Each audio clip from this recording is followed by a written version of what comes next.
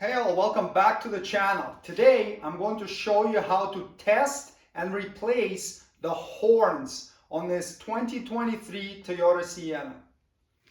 First we're going to remove this cover here. It's held on by a number of clips.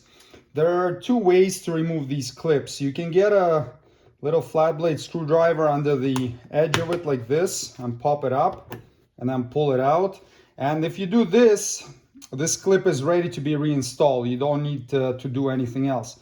The other way is to press down on it and that disengages it, and then you can get it out of there. However, when you do that, you have to pop this clip back out, because if you don't, you won't be able to reinstall it properly. So now that it's popped out like this, it's good to go. So go around and remove all these clips with whichever method you prefer.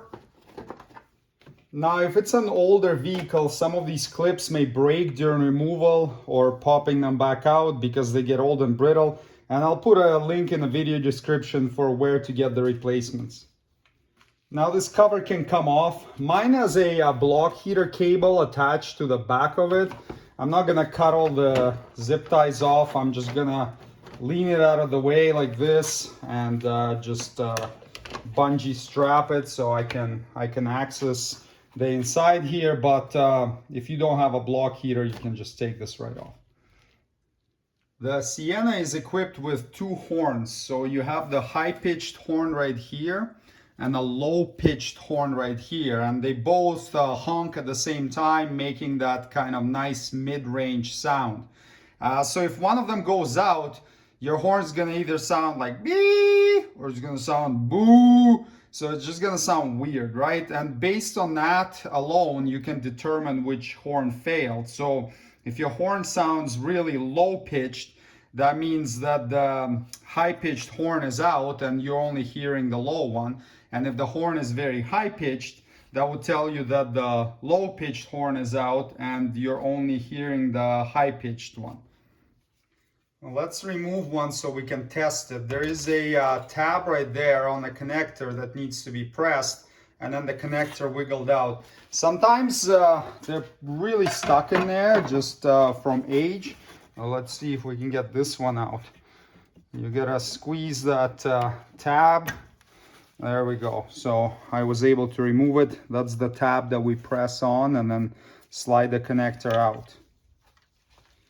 To test it, we'll need to supply power to the horn, and it's kind of difficult to do it like this. So I'm gonna unbolt it and then I'm gonna flip it upside down so we can access the connector on the horn itself. And it's held on with a single 12mm head bolt, which is also providing the ground path for the current. So there's only a single pin connector on the horn, and the ground for the current to return is done through this bolt. So what I'm gonna do to test it, I'm just gonna flip it upside down and I'm gonna screw it back in. Now tighten it up so that we have a good contact.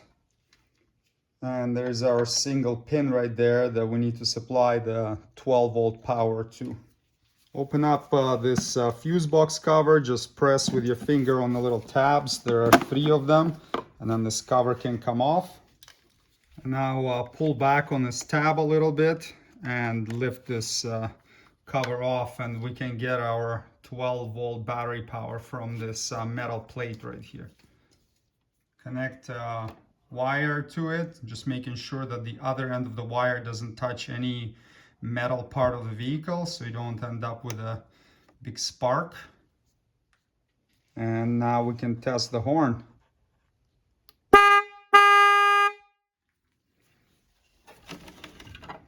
Now we can reinstall it in the proper position. Tighten the bolt to 14 foot-pounds.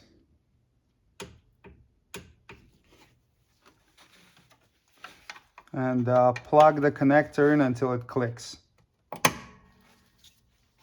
the other horn can be accessed and tested and removed and replaced in exactly the same way if necessary.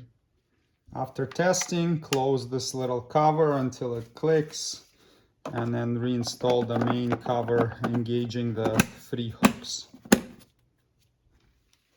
Now we can reinstall this cover here, line up all the holes, and then just make sure all of your clips are popped out like this, otherwise they won't install correctly. And when you're installing them, just make sure that you only push them until they're flush. If you push too far, then it's going to disengage the clip.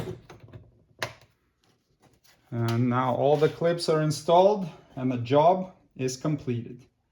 Thanks for watching. Subscribe if you'd like to see more Toyota Sienna maintenance and repair videos. See you next time. Cheers.